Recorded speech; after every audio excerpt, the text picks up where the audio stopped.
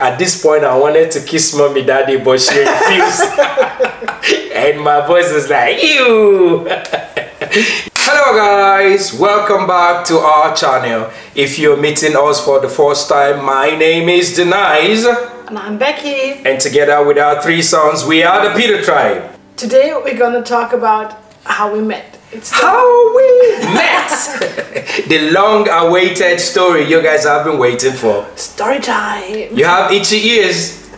Let's do it. A lot of people have been asking us throughout the years, friends, family, people we meet and get to talk to. They're like, oh, how did you guys meet? Because for some people, I guess it's like strange to meet a foreigner or someone from another country. Especially if we're this color.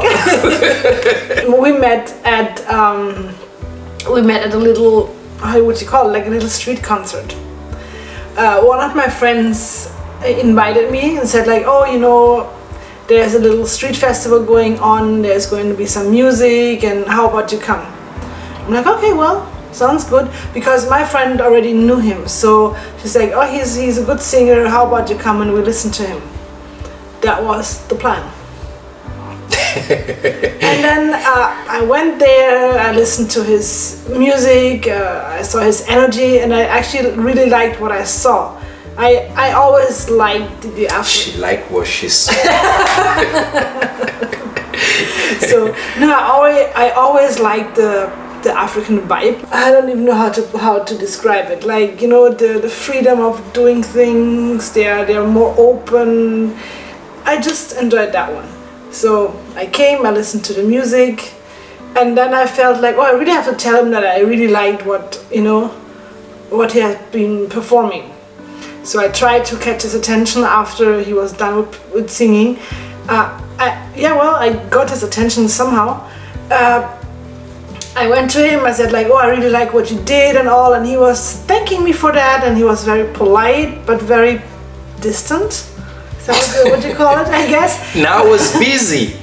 I was into what I was doing. So I guess he was busy with catching up with other people or so. So he was like thanking me, and he was telling me like, if I want to have more information or anything, I should contact him through his friend. No, you asked for my number. You asked for my contact. Yeah, I did ask for his contact.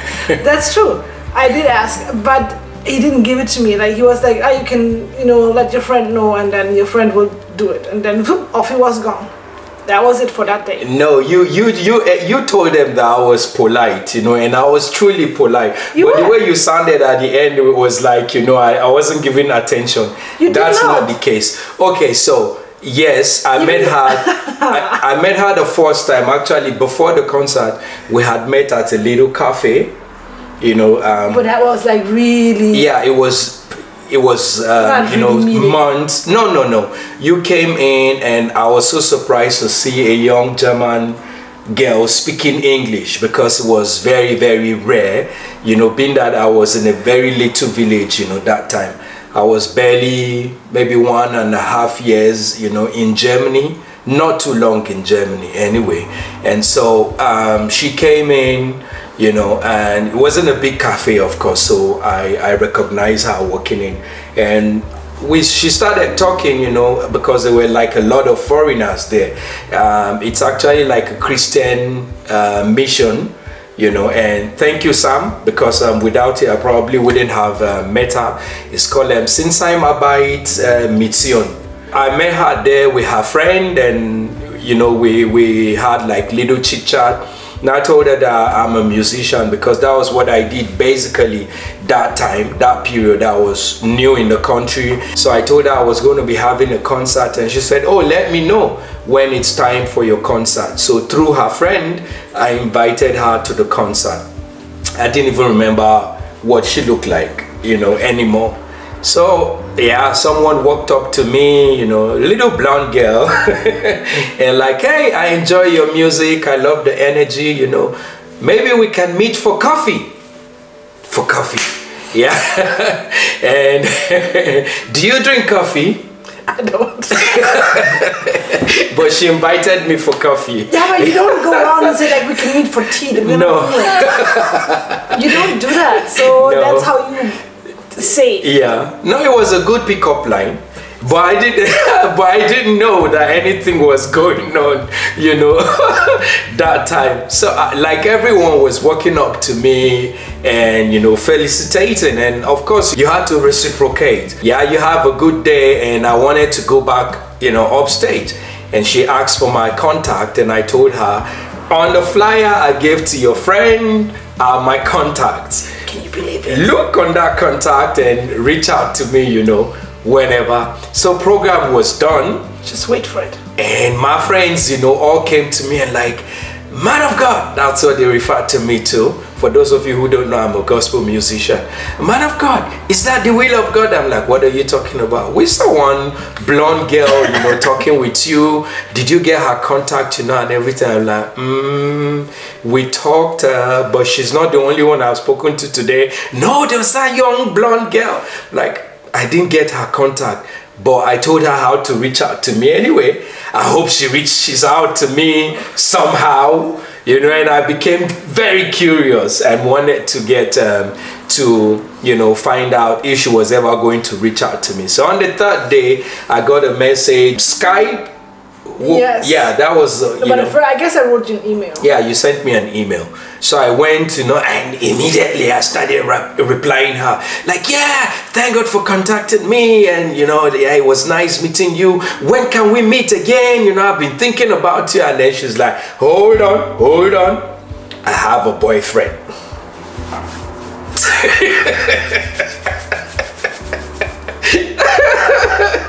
Yeah. Did you hear behind the camera?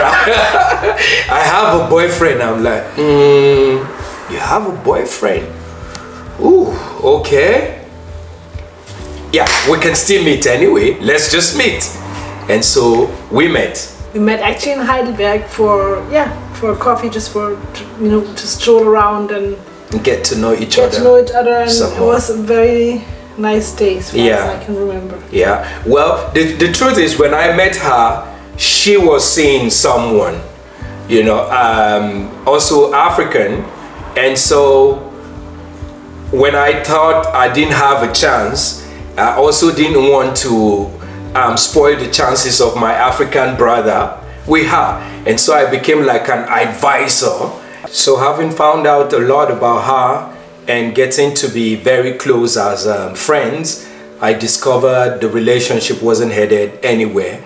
I could tell, because I'm a guy, I'm a man and an African, so I know how, you know, a relationship, true relationship should look like. And he's far away in Africa. I mean, the contact is very, very minimal. And I just told her, like, he's just making up excuses, and I told her things to look out for and then watch out. And yeah, discovered that, okay, he wasn't really, you know, into it. He had other plans, you know, going on. I told her about myself, told her about my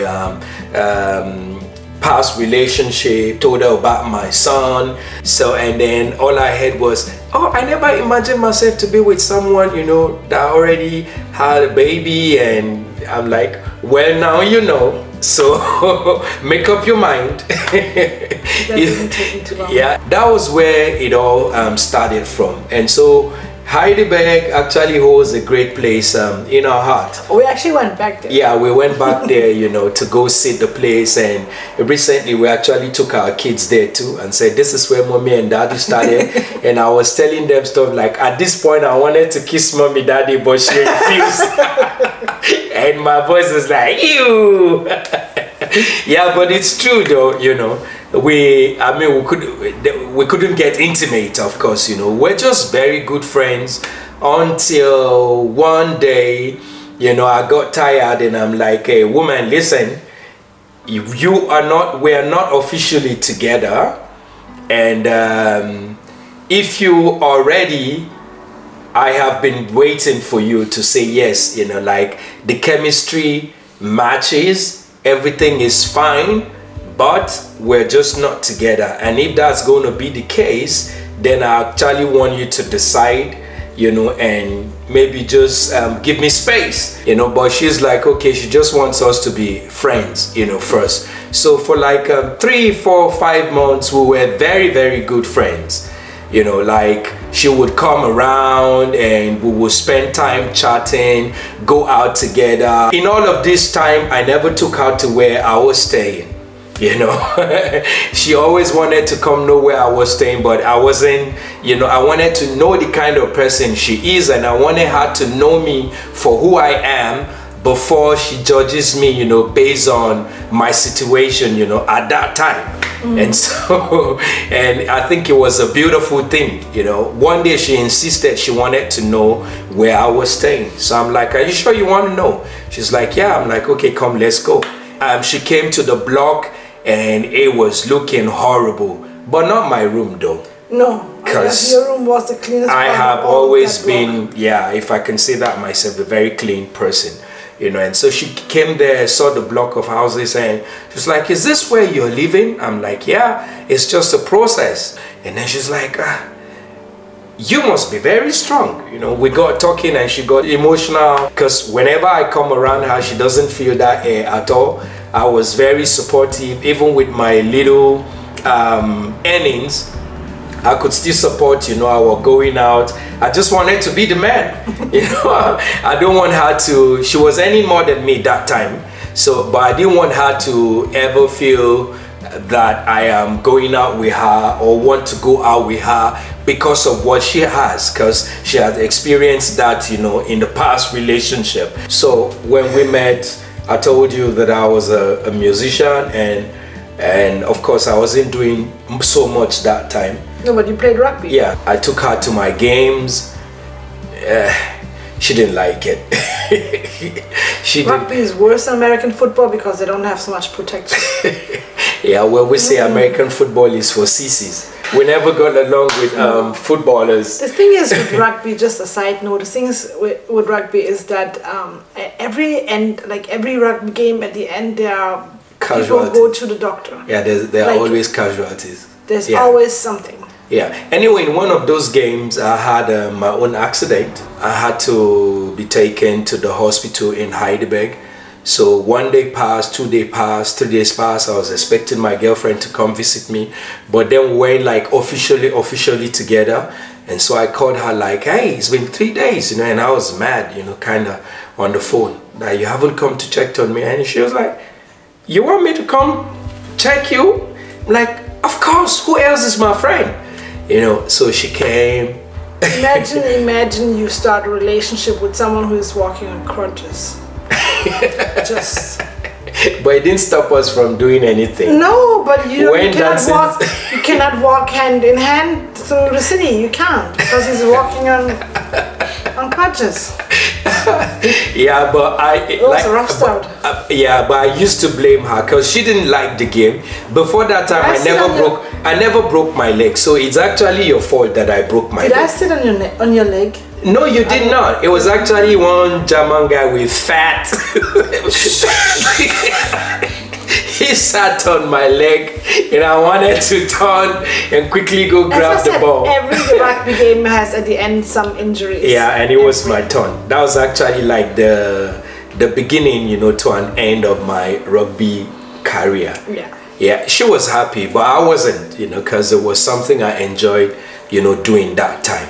But right now, looking at it, I'm like, okay, that was some stupid game, because it's payback time. I still have aches, you know, on my leg and all of that.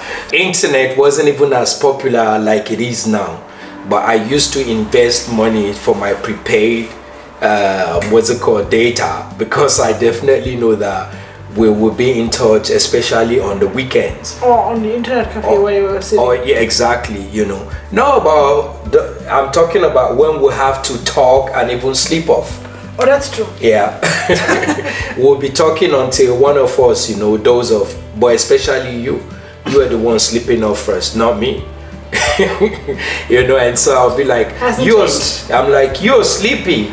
Let's stop talking. And then you're like, no, let's keep talking. Like, but you're sleeping. Like, yeah, if I sleep off, then I sleep off. You know, and for me it was like a lot of money, but I could not complain. Because I wanted this woman, you know, and I'm glad, you know, I did put in all of those sacrifices to spend time talking. It was quite important because as soon as the relationship started, it kicked off, you know, like almost immediately. Yeah, 5 months later, which was her birthday, I booked, I made reservation at the Maredo Steakhouse in Karlsruhe, and that was where I proposed to her officially. Yep. Nothing big. First of all, we didn't have that kind of fun. Yeah. And second of all, yeah, it was like a big surprise, you know, for you. Yeah. Yeah. Definitely. But before that time, we already knew what we wanted. We never really had anything big until and for those of you that haven't seen that video yet, maybe you can just go ahead and we'll put up the link so you can see our 10th wedding anniversary. Yeah, we never really had anything big until, you know, the surprise. Yeah, you but know, it's not even about the size. If you do something for a loved person, it is not about the size. Nah, if you can afford it, if you can afford it, it's always good. Good and fine. Yeah. But the person opposite of you knows what you can afford, Exactly. knows what you guys can afford together. So the person knows how much effort you have put into something, and not just money wise. Also, if you know, I don't know, your opposite partner is your partner is not an artist, and he's still trying to put up something just for you. Yeah. That is what counts. That is what has value, because you know your partner has put effort into it. I mean, and I'm glad, you know, it went down that way, because it's not every beginning that should be judged, you know, as you know, the entirety of the story, because everybody have their beginning, you know, like a phase where it's low and sometimes it picks up again, you know. And so for us, we didn't have everything that time. We had just a little car, we couldn't go on holidays, you know, yeah, but today everything has changed. Yeah, we have our own cars. Like I have missed it, you know, like I don't feel like I have missed out on No, you know, so because you're starting up small does not mean that's going to be the end of the story. I think it's rather a better beginning, because if you start off with having everything, you don't have to achieve things together. It's always good, you know, but if I look back now, you know, I'm glad that we started the way we started, because like our story is a typical example of, you know, we started from the bottom, you know, and now we're here. I mean, we're still trying to go higher, no doubt. There's always but like the good things in life, you know, we can afford. We have our kids. Like, you know, for me, not to speak of, like, we did have obstacles in the beginning. Yeah. Already, because we have different cultural backgrounds. Yeah. We did have our obstacles. It's not like all sunshine. Yeah. And we went straight up. True. No, we did have our issues. With, you know, people talking like, "Are you sure that's what you want?" Yeah. You know, two different cultures might not work out. Yeah. You know, people say it like trying to say it in a nice way. And it doesn't have to be directly from the family. It wasn't. We even had less challenges, you know, from the family. Like one of the major challenge was from the church and community, which was crazy, you know, to think about. You know, because you have people saying, they're of the opinion that Africans should marry Africans and the Europeans should marry Europeans and all of that. And or you have that challenge that, you know, like some people liked him the way he was, but not in combination with me. Exactly. And I'm like, which I mean, just it's just crazy. So we did have our challenges, but definitely we left the challenge behind. Yeah. But by and large, it's been an interesting journey, a sweet one. You know, like I wouldn't change so many things. I wouldn't change anything. Yeah, you know. So we're happy being married, and we're staying married, and we have our 3 sons, and that's like the biggest blessings, you know, one can ever ask for, you know, or desire. So yeah, that's just a nutshell of how we met. It might just be a part 2, you know, to this story. You never know, you know, but we just wanted to keep it brief today so you can have an idea of how we met and all of that. But we would actually tell you a story of how we got, you know, married, because if we were to do that now, the video is going to be long, and we don't want to put it together, you know. So we're going to tell you the story of how we finally got married, you know, the challenges, you know, we faced, and how we, you know, just find out if we were able to get married here in Germany or somewhere.